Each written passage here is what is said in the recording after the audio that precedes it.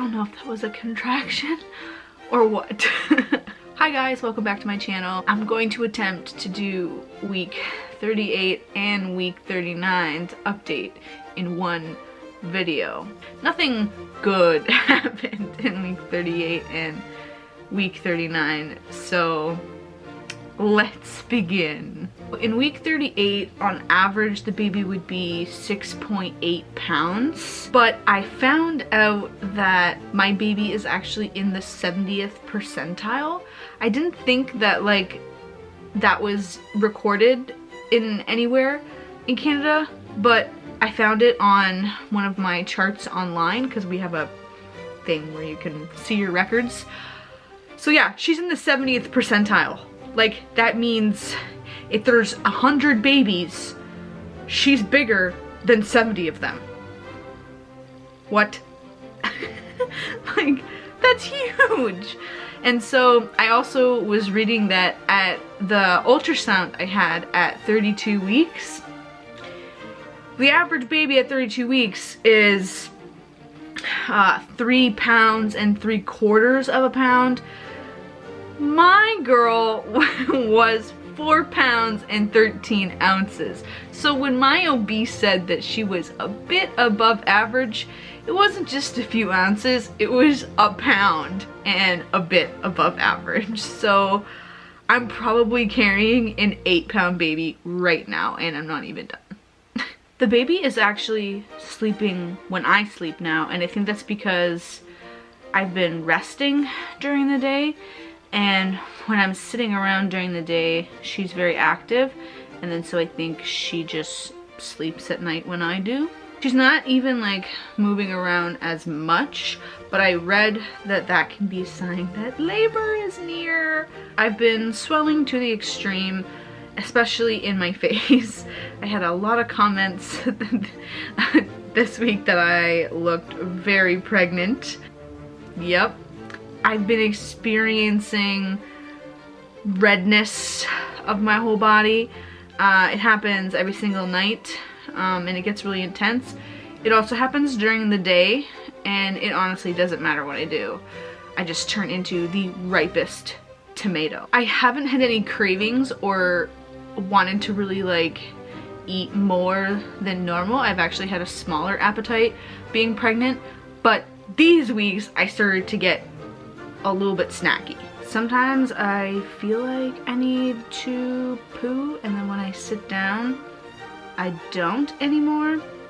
That happens a lot, and I go to the bathroom a lot, and I finally sit down and it's a false alarm. I've been wicked tired, just as tired as I was in the first trimester, sleeping 12 hours a day and then napping for 4 and 5 hours in the middle of the day. But my sleep is really broken up. It's not a consistent, I'm sleeping dead for 12 hours. It's well, I get up every hour because I'm in pain, and because I have to use the washroom, or because I feel like I'm on fire. I saw my OB this week, and she said that next week in week 39 that she would do an exam, and she said she would try and stretch my cervix out and see if we can get something cooking up in there. And I was like, something's been cooking up there for 9 months. Can we take it out of the oven? I don't even know what that means. Get something cooking up in there. What?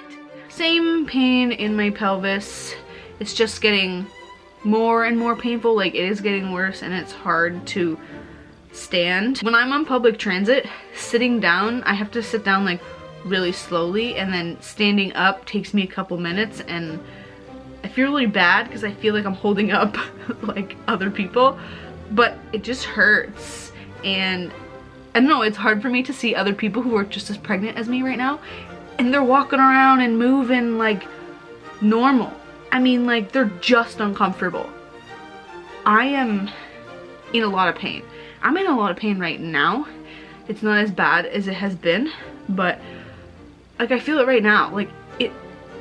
Ow. I mentioned before that I thought I might have a UTI. Well, I saw a doctor about that, and she gave me some Oh, I thought I just saw a bug. There's a lot of centipedes in my house, and I've killed all the big ones, but there's like a million baby ones, and it's like those guys turn into big ones, so I gotta kill those ones too.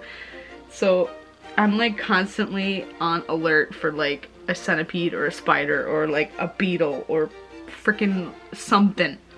Yes, so I saw a doctor about the UTI pain, and she gave me some antibiotics to take for it because I was also having other symptoms, and it did help a little bit with the particular sharp pains down there that I was feeling, but not really. And I didn't actually have a UTI, except they put me on amoxicillin, and last time I was on amoxicillin for strep throat, gave me a yeast infection, so la-di-da, that happened again.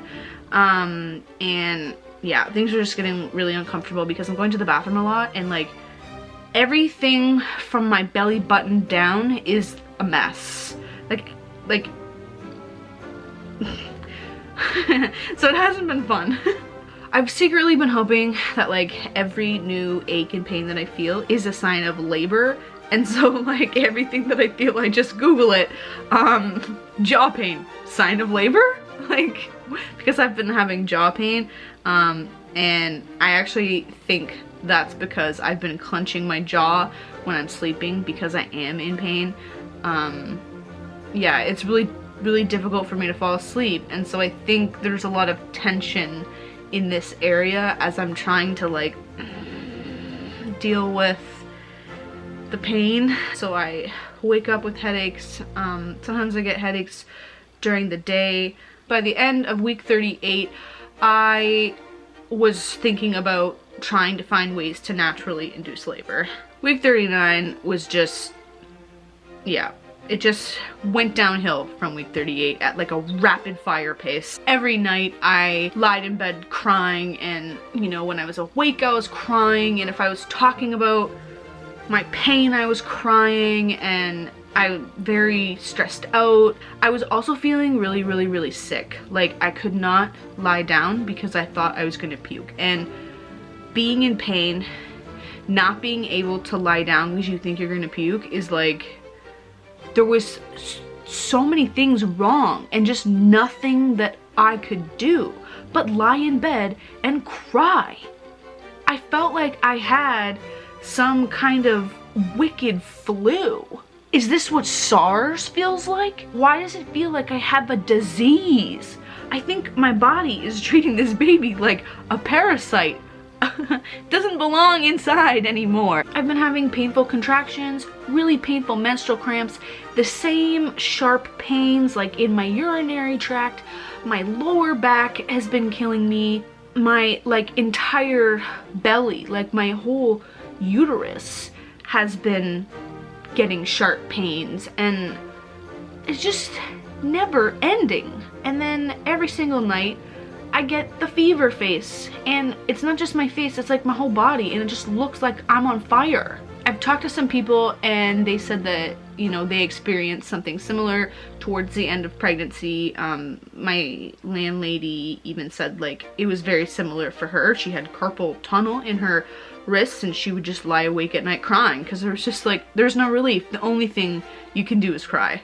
But it's hard for me to really like wrap my head around hearing that, oh, this is normal, because I'm seeing other people just as pregnant as me, and they're like nesting still and doing lots of things, and getting up and down is not as much of a task for them, and I don't hear about them lying around crying at night. I also was extremely grumpy, like zero patience for anyone. I felt too sick and in too much pain to tolerate any kind of idiotic person. Like, I basically, if I had to go anywhere and I take public transit, I am just like, my face is in a permanent glare. Like I'm walking around looking for heads to chop. So one night this week, I forget which night it was, I felt so sick and I was so red and so swollen that I texted my landlady and I'm like, can you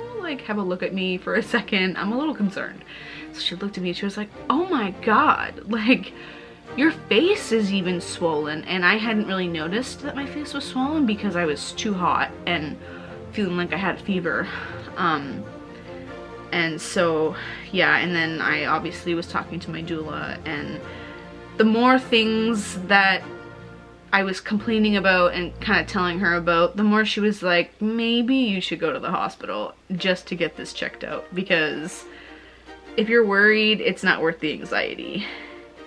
And I was worried because I hadn't felt the baby move all day. I felt her in the morning and like that was it. So I was really concerned and really worried that, you know, I was feeling this sick because, I don't know, maybe she had pooped in the womb or something terribly wrong was happening. So I went to my hospital and I went up to the maternity ward and they checked me out right away, and I explained some of the symptoms that I was having, and they were actually concerned that it might be preeclampsia, which I had never thought about and I had never even educated myself about, because everything has been picture perfect this like whole pregnancy. So I didn't really know a lot about that. But when I googled it and was reading a bunch of different things about it, some of the symptoms were like really specific as to like what I was feeling, you know, and I didn't really think that the pinching pain that I'd been feeling in my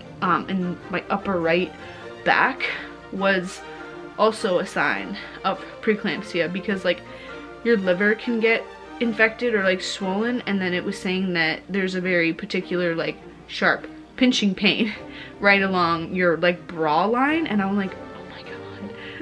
Like, I've been complaining of this for months.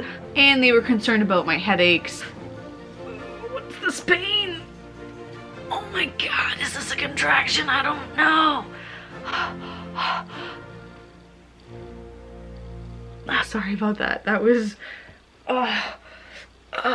yeah, sitting for a while really hurts, but doing anything for a while really hurts. So to continue, so they ran a lot of tests while I was there. They did blood work, a lot of blood work, and then they gave me a lot of fluids, like multiple bags of IV fluids. So I must have been like really dehydrated, and they were really focused on like cooling me down, because the pain that I was in and as hot as I was, it was making the baby's heart race. And so like, it's just getting to a point where my body is stressed because of the pain. So that's not good for the baby. I had an appointment with my OB the next day, so that was really good because we got to talk about this. But while I was at the hospital too, they also gave me some pain meds. I forget what they were called. It was like a shot they put in my thigh. I don't remember what it was called, but it was fantastic. Okay, I didn't realize that I had forgotten what it felt like to not be in pain. Like 10 minutes after I had gotten the shot, all of a sudden nothing hurt anymore. My back pain was gone, my menstrual pains were gone, the pains in my uterus, pains everywhere were just gone. Feeling no pain was just like a shock to me, because I have been in pain consistently for a long period of time, so it was like mystical. They also did an examination of my like abdomen, so she just kind of like pressed on stuff, and my upper right quadrant, like abdomen, whatever, when she pressed in there, it was extremely painful, and I didn't know that that's also a sign of preeclampsia, because the other side didn't hurt when she was pressing in it, but it significantly hurt over on the right side, and I was like, oh, that's weird, like why does that hurt? So yeah, they were a little concerned for a while, but blood work came back normal. Everything was fine, and then they did an examination of my cervix, and the doctor said like she was gonna try and do like a membrane sweep to like get things moving, and she couldn't even get up there because my cervix was closed shut. And I'm like, what? Like, it feels like I'm splitting in half and it's closed shut. I burst into tears because yeah. When I saw my OB the next morning, I had been up all night long, and so I just was toast, and I was still on fire. Like, my face was still red and swollen, and I couldn't cool myself down.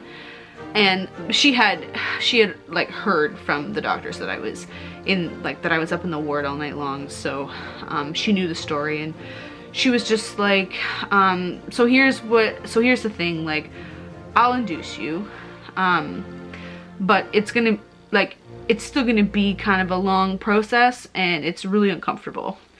And I was like, explain to me how uncomfortable. Because I'm uncomfortable now, and I'm in pain, so I need to see if this is worth it. So yeah, she explained to me kind of the procedure that they do, and my induction was considered like a soft induction. I don't know what that means, but I think it's they can induce someone, like, they can induce people quicker than others. I think there's multiple methods of, like, inducing someone. So yeah, basically they're gonna insert some medication up into my cervix to ripen it, and then after, you know, it starts to dilate, then they can go in and break my water. But the ripening of my cervix can take a while. So I'm gonna go in, and then they will do what they're doing, and then I get sent home actually, and then I have to come back in 12 to 24 hours, and they re-examine my cervix to see. And it might not even work the first time. I might need to have a second dose of this medication. And then yeah, so I'm praying to Santa Claus that it doesn't take that long. Yeah, I am gonna be induced next week. Not sure when. They will call me when they have a space available. I'm really nervous for the day because when I was offered an induction, I got scared. Like, it's not that I, like, suddenly didn't want one or that I wanted to wait longer. It was just like, oh my god, that means I'm gonna have the baby soon. Like, really, really, really soon. Okay, like, in a week. Like, what? I'll show you guys my bump. So, bump looking pretty extreme. I'm gonna have some serious stretch marks. It's just a mess right now. She hasn't even dropped yet, so that's kind of frustrating. But it's funny, like, how far my belly sticks out now. Like, oh my god, it's huge. But yeah, I love it. I'm gonna miss the belly, but nothing else. Thank you guys for watching. I think this is like my last pregnancy update because I'm being induced very, very, very shortly. So, thank you for watching, and I will see you in my next video, which is hopefully a birth vlog. Bye.